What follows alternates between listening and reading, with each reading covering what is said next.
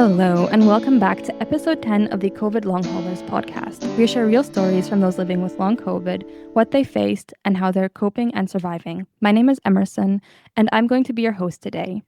Today, we're excited to have Stefan back as a guest on our podcast. He was previously a guest when he shared his experience with working as a long hauler on our special Long COVID Awareness Day episode that we released on March 15th this year. And today he will be sharing his whole long COVID story with us. He is a long hauler based in Belgium, and he has had a few COVID infections, but it was the infection in June 2023 that completely altered his life. Hi, Stefan. Welcome back to the show. Hi, Emerson. So, can you start by introducing yourself and sharing a little bit about your life before long COVID became a part of it? Sure. I am 44 now, born in 1980. I've always been a person with low energy, but I was quite busy, or as busy as I could. I had 3 jobs at the same time. Wow. As an independent, I worked on cruise ships as a cruise director, river cruises, and as a local guide. And I was also a government employee. I was also trying to write a fantasy book, of which I finished about a third or so. Wow. I'm a gamer. I like reading, and I always did all the groceries, the cooking, and the laundry. Wow, that sounds like a very busy life, so probably very different to your life now with long COVID. When did you start noticing that something was off, that something wasn't quite right? I was always tired, constantly tired, never really feeling awake anymore. Couldn't focus on writing my book, for example. Playing a real game on a PlayStation or something was too much. And then I once was driving home from work, from my government job, and I fell asleep behind the wheel, and that was my wake-up call. Then I really know, okay, something's really wrong. Oh my gosh, were you okay? I was okay. I Okay. just heard the rims of my tires, but yeah, luckily that was all it was. But yeah. Okay, thank goodness. And do you know how many COVID infections you had before this fatigue started happening? Oh, it's difficult to say because I think I had COVID before they thought COVID was in Europe, but I'm not sure because, of course, they didn't test back then. But I think that was my first infection, and then I've had 3 more that I do know, of which 2 were before I started getting this tired. So the Okay. third one was already during long COVID, I think. So it was like a gradual buildup of the first infection causing little to no noticeable symptoms, and then the later infections built up to more and more severe fatigue and Y- symptoms until you Yeah, started realizing that something is wrong. yes, indeed. Okay. And then, so how did you come to understand what was going on with your health? You mentioned that tests at the beginning weren't available with your first infection. Did you know from the beginning it was long COVID, or was it more an exclusionary diagnosis? It was exclusion. I did so many different tests with so many different doctors, and all of them came up with nothing. And eventually, my general practitioner he agreed, and yeah, okay, it has to be long COVID. I thought it was already before he agreed with it, but yeah, it's just exclusion of everything else. That's I think what it is for all of us, since there is no biomarkers. So, what symptoms did you develop? The fatigue, you already know, sometimes with real bad depression, which then turned out to be histamine intolerance. The brain fog, shortness of breath, and then one of the most annoying ones, tinnitus or tinnitus, or however you pronounce that in English. Yeah. Yeah, tinnitus is really annoying to live with. So maybe looking at all of these symptoms separately, you mentioned that you have issues with histamines. Yeah. Can you describe how these histamines affect you and what happens if you don't manage this issue? If I consume too many histamines, I have this, what they call the histamine dump in the middle of the Mhm. night, which wakes me up for at least a few hours, clearly awake, completely dehydrated. So that night is messed up. And then the next day, I'm always very tired. It's worse than PEM and super depressed and dehydrated the whole day. Oh, that sounds really uncomfortable. Yeah. How did you figure out that was linked to histamines? Thanks to the long haulers Discord. There's really doctors have no clue about any of these things. So They I don't know started anything. no, so I started finding groups of people with the same problem. And it's this Discord, the long hauler Discord, that really gave me solution for this problem because I saw talk about histamine issues and those symptoms completely sounded like my own. So eventually I decided to test it out. I was 1 week where I ate no histamines really carefully. And then indeed I slept like normal and I didn't have those depressions anymore. And then I ate a meal full of histamines, spaghetti bolognese, pre-made. It was really the Yummy. worst. And then I had a horrible night and depression the day after. And then I just knew that was indeed what it was. Wow. It's so important to have these long COVID communities. In my own experience, every medication that I fought for, any treatment I got, that was my own research or research that I figured out based on other people's experiences. So I'm so glad that you were able to find the support that you needed in the long haulers Discord and in online communities. So how do you manage this histamine issue?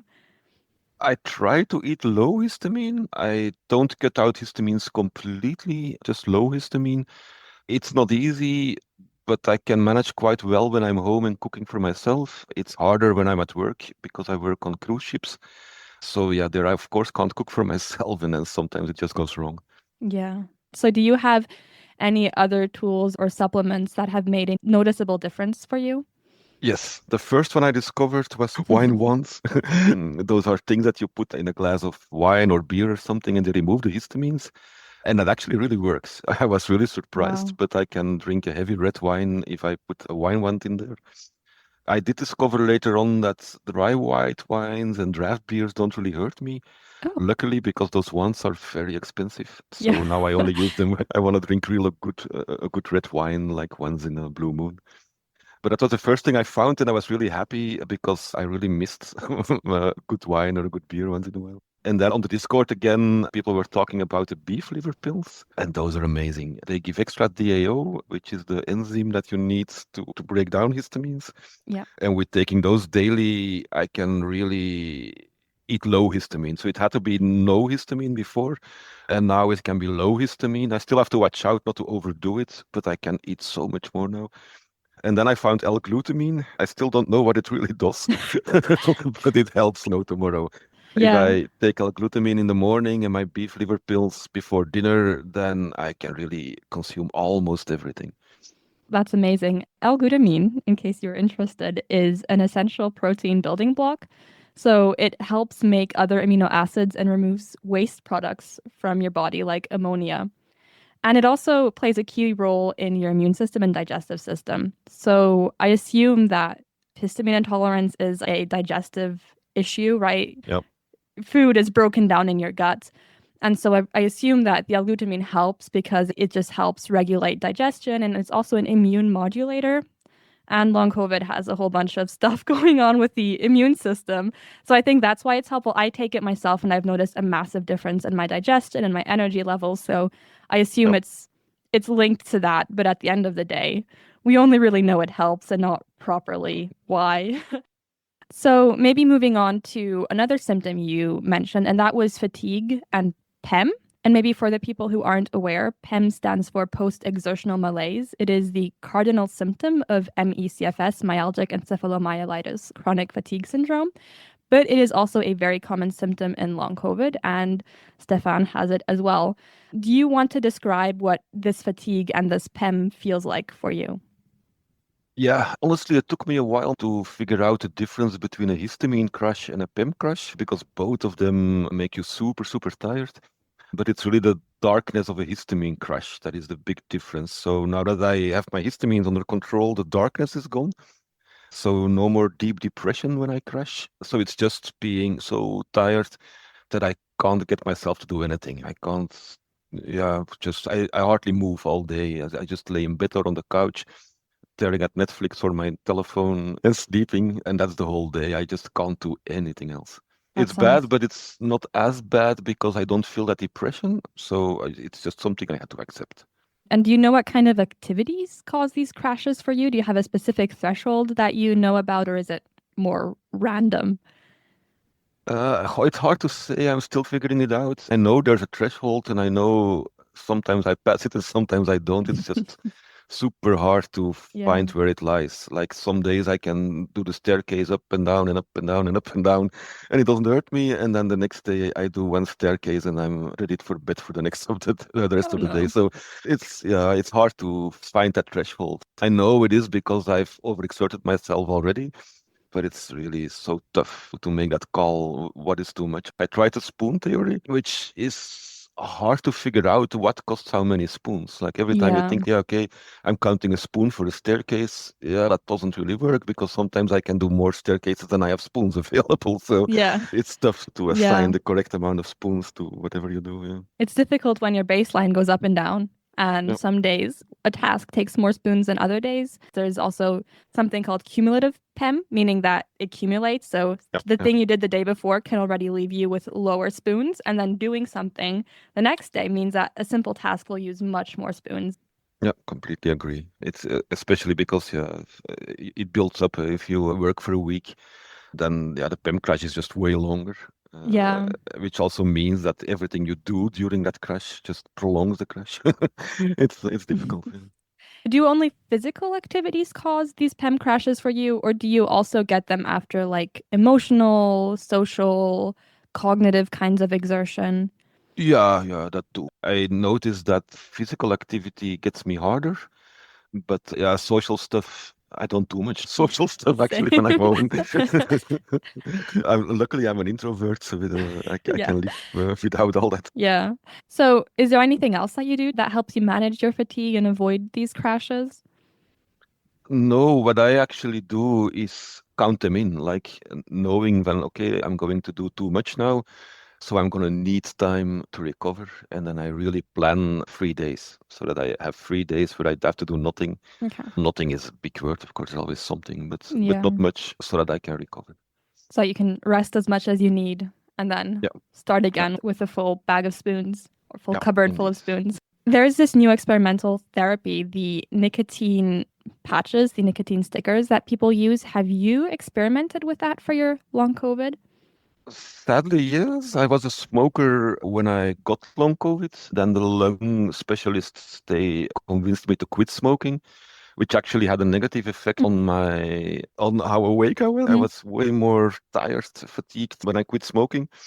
But of course, a good effect on my breathing. And now recently I picked up smoking again, which means I have more energy, but my breath has gone backwards. Oh So yeah, no. it's Yeah. not good. I have been thinking about doing patches or something like that instead, but those things are so expensive. I looked into this a little bit before recording this episode, and it's actually really, really interesting because when the pandemic started, there was this observation that smokers were tentatively a little less likely to get COVID-19, so to be infected with the virus. And the general hypothesis in long COVID is that it may be caused by SARS-CoV-2 disrupting the nicotinic acetylcholine receptors, which then impairs the cholinergic neuromodulation. We'd have to ask a scientist what exactly that means, but basically, nicotine is a very, very strong agonist of these nicotinic acetylcholine receptors, and it may displace the virus from these receptors and then restore normal function and help eliminate fatigue and brain fog in long COVID. There sadly has not been a lot of research on this yet, but case reports and a small study have showed rapid symptom improvement with nicotine patches with a dose of 7.5 to 15 milligrams of nicotine a day. And in a survey of 231 participants, 73.5% reported relief from their long COVID and chronic fatigue symptoms. So I feel like this could be a very, very promising treatment. I personally would love to try it, but I'm a bit scared of the addiction aspect of nicotine. And I also don't really know how my body would react to such a strong stimulant, since a lot of people with long COVID or POTS are very, very sensitive to stimulants like caffeine or nicotine. Yep. And you were probably getting much more nicotine when you were smoking. I'm sorry, I'm a nerd because a cigarette has about 11 to 12 milligrams of nicotine in one, and the patches generally are only like 7.5 milligrams of nicotine. So if you smoked like 2 cigarettes, you're getting more than double what Yeah. someone gets throughout the entire day. Yeah, okay. And I smoke a pack a day. So. Oh, yeah. So that's probably been really helpful. Yeah. Yep. Although I do wonder if nicotine actually has a cumulative effect where consuming more nicotine, so a pack of cigarettes, would have a bigger effect than wearing a nicotine patch where you only get about 7.5 to 15 milligrams of nicotine depending on what dose you choose. So would you actually experience less brain fog and fatigue if you consume more nicotine throughout the day? That's a big question that I have. But I think it's just so great that you've found something that has been so helpful for you, but it just really sucks that, cigarettes have such a disastrous effect on other parts of your health. I mean, they've directly affected your breathing, and cigarettes are also known to be carcinogenic, so it doesn't come without any trade-offs, sadly. Yep. For any of our listeners who would like to learn more about nicotine patches, you can find some resources as well as all the research I just cited in the Substack post in our show notes. All right, moving on to your tinnitus. Tinnitus is generally defined as phantom sounds such as buzzing, humming, ringing, or roaring, which about 15% of COVID long haulers experience. So, what does it sound like or feel like for you? Oh, it's this very high-pitched zoom in one ear or the other ear or both ears at the same time, which is actually rare. It's usually just in one ear, but it can be either ear. And is it constant or does it only show up at specific times? It's not constant, I think, but it might be that I just got used to it. Because now if I focus, oh yeah, it's there. Yeah. I don't know. Okay. And how does it affect your daily life? Most of the time, not really much anymore. I got used to it, but it can drive me nuts, especially when my focus lands on it when I try sleeping or something. Yeah. Then yeah, it's just it's horrible. When you're in a silent room at night and you want to sleep, and the only thing you can hear is your tinnitus. Yeah. So, is there a connection between your tinnitus and other things like stress, sleep, and how loud your tinnitus then gets? Yeah, stress mainly. If I'm stressed, it gets worse. I know there's no damage to my ears, so the cause is really something else. So yeah, I think stress is the main factor there. Yeah, that's really interesting because there was a recent study that showed that people with tinnitus tend to have very normal hearing tests, but tinnitus is often considered to be a form of hearing loss, so they assume that it has something to do with like auditory nerve disruption, leading to this tinnitus, to this ringing or whooshing sound in your ears. So, how have you learned to manage your tinnitus? They wear headphones, yeah, with music most of the day, especially when I'm outside. And for the nights, I have these sleep buds with Bluetooth, and then I put music in there, and that helps a lot. And I also try to manage my stress better with breathing exercises and things Yeah. like that. And have you tried any other kinds of therapies like foot reflexology or massages, something like that? Correct. Foot reflexology actually really helps. It focuses on the vagus nerve, which is apparently also connected to tinnitus. Yeah. It gave me relief, but usually only short-term relief. Like Mm. when I came home, I didn't have tinnitus anymore, but then the next day it was back. Yeah. There was a study that showed that patients with tinnitus had a reduced parasympathetic activity and a chronically induced sympathetic overactivity. And chronic tinnitus had a stronger effect on autonomic changes than acute tinnitus. And this study supports exactly what you experience, that foot reflexology stimulates the vagus nerve and helps manage tinnitus. And I had exactly the same experience. I went to an osteopath for a while for my tinnitus, and that really helped short term. I would have a week or two of relief from my symptoms, but then it would return. So it wasn't really a long term solution. And long COVID is considered to be a form of new autonomic dysfunction. So it's probably very likely that you have some form of autonomic issues that probably contribute to tinnitus. And that's why foot reflexology is so helpful for you. Yep. You also developed brain fog. Can you describe what it feels like for you? Yeah, at its peak, it was horrible. I couldn't make sentences anymore. I just like this podcast would have been impossible Yeah. completely because I just could not make a complete sentence anymore. When I was speaking, I just thoughts wouldn't come to me. My memories were gone. It was really bad. No, I'm so sorry. It really is really uncomfortable. And how do you work around it? So, especially when you're trying to stay productive or focused. I don't really have much brain fog anymore now. Most of it Amazing. is gone. When I'm in a deep crash from PEM or histamines, it comes back, but not as bad as it used to be. And when I'm crashing, like I said, I try to plan my crashes, so I don't care too much about the brain fog Okay. because I don't use my brain when I crash. And were there any kind of specific treatments that helped you? Yeah, first of all, that foot reflexology again, that's actually helped. But Amazing. again, short term. It's of course it's too expensive to do that every day. I wish I could convince my partner to learn how to do it because it would be a cheap solution. But the brain fog is also connected to the nervous system, I think, or at least Hmm. that's what it seemed like, because yeah, it's your brain, right? Yeah. But it was, yeah, it's the same with the tinnitus. It helped, but only temporarily. But then I found the best thing ever. It's a new treatment. It's called neurofeedback therapy. Yeah. And that really, it almost cured my brain fog. They actually That's thought they amazing. were gonna cure my tinnitus as well, but they didn't manage. But the brain fog is just gone since I did neurofeedback therapy. Do you want to tell us a little bit what neurofeedback therapy is? Because I didn't Yeah, know what it sure. was until I researched it. So, Yeah, neurofeedback therapy is done by a neurotherapist, which luckily is a neurotherapist because of that part of it got refunded by my medical insurance. But not all of it. It's still very expensive. They put a cap on your head with all these little, how do you call those things? the Sensors. EEG kind of thing where it measures the brain waves. Yes, yes, it Yeah. measures the brain waves. So they measure your brain waves while you are either with your eyes closed listening to a podcast or something like that, or with your eyes open watching a Netflix series or something like that. And then whenever your brain goes too fast or too slow in certain areas of your brain, the screen will blank, Okay. or the sound will drop. And then your brain will try to get the screen back or the sound back, and slowly it retrains your brain back to normal function. The government only paid me 10 sessions of that and I needed 60. What you had to pay for 50 of the sessions yourself. You only got 10 covered. Yeah. Oh my gosh. And they're 70 euros per session. Oh God. Yeah. Yeah. They're spread out, although, yeah, I did 2 sessions a week. Oh wow. So, yeah, it goes fast. Yeah. Uh, Wow.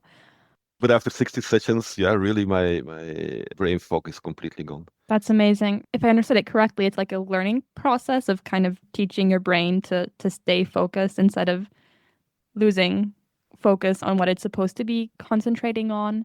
So Yes, it's yeah, and every 10 sessions, there is someone studies your evolution and then they adapt the tests to you okay. personally. So yeah, they really go very deep into retraining your brain into what it needs to do. Yeah. That sounds really exhausting. My brain fog for me is very much linked to my fatigue. So when my fatigue's worse, my brain fog is worse. Did you have any issues with PEM or anything like that popping Yes, up after? Okay. yeah, especially the first, let's say, 20, 30 sessions. After that, it went better. Okay. So you were able to build up slowly, but it Yeah. wasn't like right at the beginning you had success with it because the PEM afterwards was an issue. And it Okay. takes time to really help. Okay. That sounds really interesting. Yeah, it's amazing. I'm so happy to hear that you found something that was so incredibly helpful for you. For any of our listeners interested in finding out more about neurofeedback therapy, you can find a lot of information on it in the Substack post in our show notes. Okay. And that leads us to your final most disabling symptom that you deal with, and that is shortness of breath or breathlessness. How and when do you experience it? Is it more constant when talking, when exhausted? When does it pop up and when does it disable you?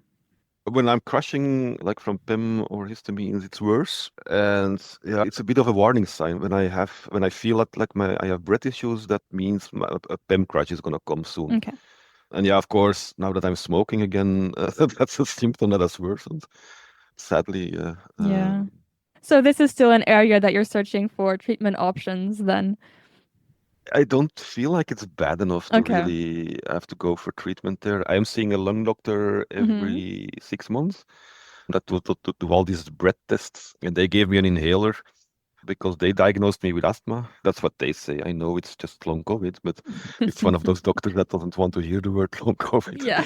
But the inhaler does help me. The, okay. I guess a little bit of symptom relief, even if it's not really treating the Yeah. core issue, the root issue. So no doctors in that case have recommended any kind of specific occupational or physical therapy to treat this issue. No, apart from they telling me I have to quit smoking again, no. Okay.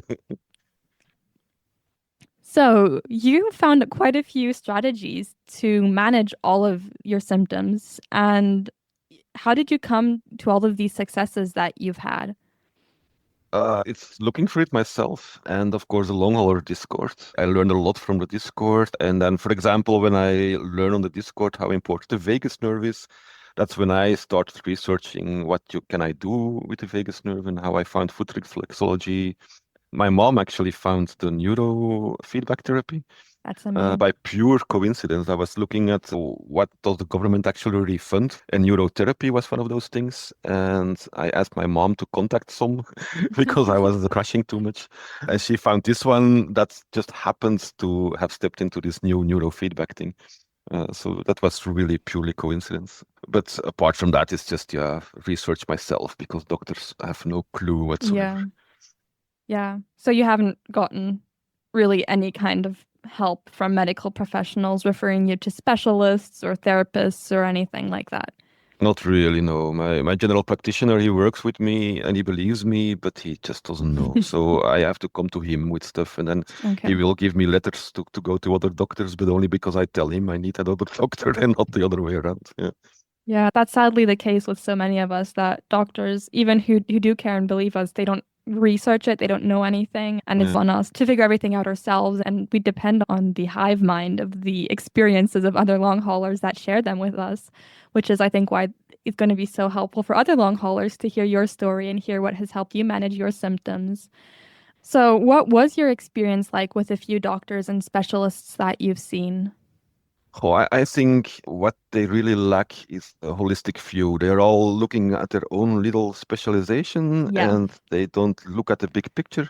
Because of that, some, like my lung doctor, doesn't even believe that long COVID is really a thing because he only looks at the lung part of it. And yeah, all the doctors are the same. I went to a dietitian who had no clue about histamines, for example. I don't know. They are not interested. They just want to see their own little Yeah. area that they work with, their own field, and apart from that, I just have no clue at all. We need some people that look at the big picture Yeah. rather than all these specialists. Especially since with long COVID, the vagus nerve seems to be so involved, right? The vagus nerve and the autonomic nervous system, they regulate everything between Yep. breathing, digestion, blood pressure, heart rate, like everything your body does. All autonomic functions are regulated by your autonomic nervous system. And when that doesn't function the way it should anymore, it's not enough to see a lung specialist and a heart specialist and another specialist because they have to work together to find solutions. Yeah, yeah. I must say, without my mom, I wouldn't be where I am because I would have been way too fatigued to find everything that I found. Yeah. It's my mom who goes on the hunt. Same. Uh, Yeah, shout out to all the moms who do all the yeah. research for us. That's amazing. I'm so glad that you have someone who's helpful and does all the research for you because it is tough to figure out everything on our own and Mhm. advocate for ourselves the entire time. It's a lot to deal with on top of all these debilitating symptoms. Yeah, that's the thing. We are too too tired to do all of it. So, in our special episode for Long COVID Awareness Day, you spoke about your passion for work. Are you back at work now? Did that work out? Yes, what I Amazing. did is my government job, I could take a year off. Actually, I can go up to 6 years, but I took already 1 year off now because I Amazing. realized that job wasn't making me happy. And if I kept on doing that one, then yeah, I just had no energy for anything else. So I took a break there, and now as an independent, I'm back at my cruise director job. I actually asked them to give me shorter jobs, so not a full cruise. But yeah, if a cruise goes from Amsterdam to Vienna, for example, then there is a hotel extension on both sides, one in Bruges and one in Prague. And I do those so that I'm only working for a day or 4 or 5, and then I go home again, rather than a full cruise, which is 14 days.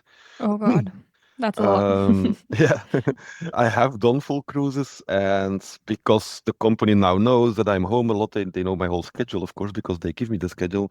They keep calling me to fall in whenever someone gets sick or whatever. So I'm actually working way more than I planned, which means that when I work, I can push through, and when I'm home, I sleep. Okay. I'm in a PEM crash constantly when I'm home. Yeah. But is that working out all right? So are you getting enough recovery time at home between working way more than you expected to? I have to find a better balance. I think Okay. I'm overdoing it now. But I'm going on vacation tomorrow. Okay. That's great. which is probably gonna cause even more PIM. No. But anyhow, no, I need to say no once in a while because I am a bit overworked now. It's so nice to be able to do things again, but the balance is so difficult to get right. Do Yeah, but I you? must say, so I've been home for a long time, right? Mhm. Not working at all, Yeah, and that's just depressing. it is. Yeah. And then finding a passion, which in my case pays me money, which is perfect. And then being in a PIM crash passion is, in my opinion, just better than Yeah. being home all the freaking time. Even though these crashes are way deeper because I work too hard, I prefer this over doing nothing. Yeah. At the end of the day, it's what's important is that you figure out the balance that's right for yourself. And I Yep. guess a lot of occupational therapists would be telling you that's completely wrong because it's important to maintain a baseline and not crash all the time. But if it works for you to recover after such an exhausting cruise, then that's the most important thing, that you're happy and that you're doing the things you enjoy in a way Yep. that works for you. Yep. Which therapies, treatments, or supplements do you think made the biggest difference in your ability to go back to working on these cruises? The neurofeedback therapy is number one. Without that Mhm. one, I could not do this. It's a mentally draining job and with brain fog that just would not work. And then, yeah, the pills, the beef pills and the L-glutamine that keep me upright, and electrolytes. I don't think I've ever mentioned those before, but I No. don't really have a symptom to link them to. Do you want to tell us what the electrolytes help with? Yeah, the electrolytes help with hydration, of Mm-hmm. course. And it's probably mainly a histamine thing. When I feel Okay. dehydrated, it's probably because I overdosed a bit on histamines. Yeah. And then the electrolytes help. I think that's mostly it. But they make me feel more awake too. Yeah, yeah, that's actually one of the things that our electrolytes do in our bodies. They help us stay hydrated by helping with fluid retention, but they also help with so many other things like nerve impulse transmission, muscle contraction, blood pressure regulation, or even rebuilding damaged tissue. It's really crazy how much electrolytes do in our bodies. And of course, they help with other things like fatigue, cognitive capacity, all these kinds of things, which you probably felt when you consumed I electrolytes. think that's why I can't really link them to one symptom. It's just to Yeah, help overall. Yeah. they're just important for good body function. And I think long haulers thrive on electrolytes. I don't know a single long hauler who doesn't use electrolytes for something. So, what is it like trying to maintain your current work with all of these challenges that you have to face with long COVID?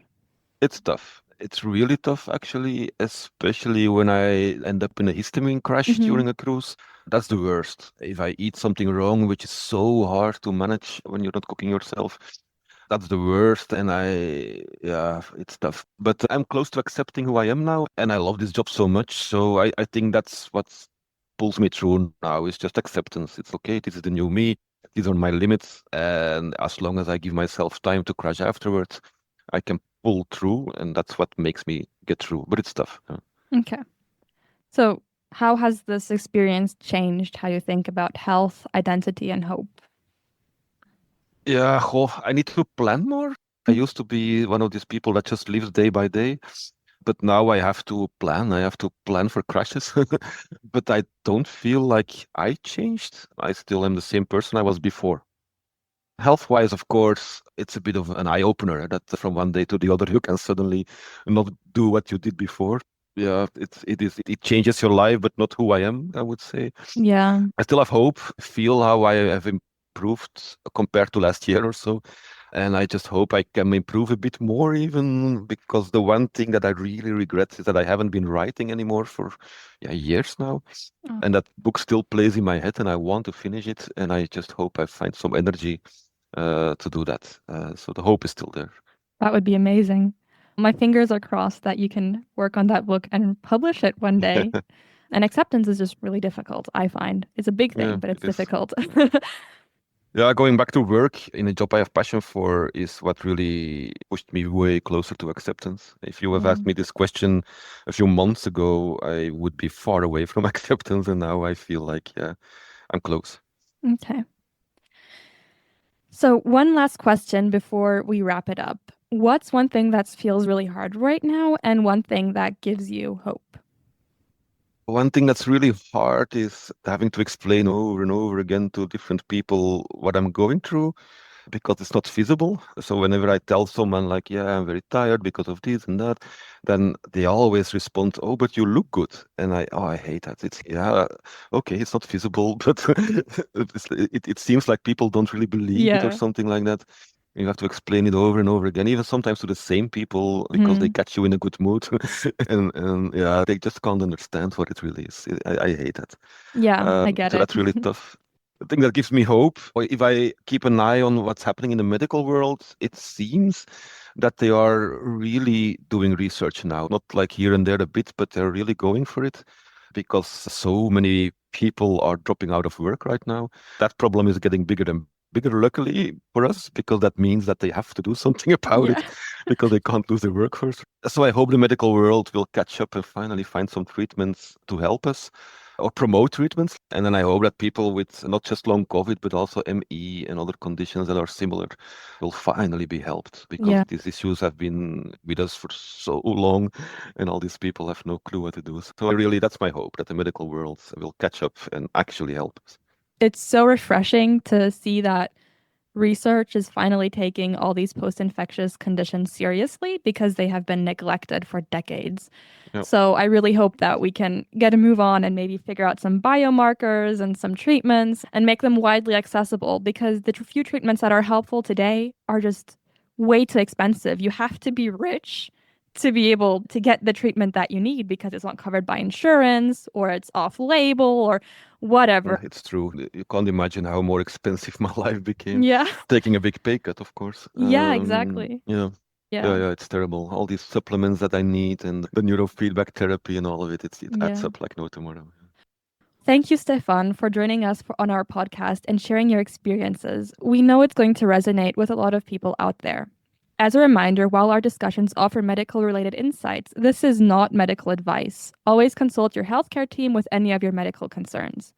If you'd like to connect with our community, you'll find a link to our Discord in the show notes, along with our Substack and socials. We aim to release episodes monthly, so please subscribe and stay tuned for future episodes. Until the next time, this is the COVID Long Haulers podcast signing off.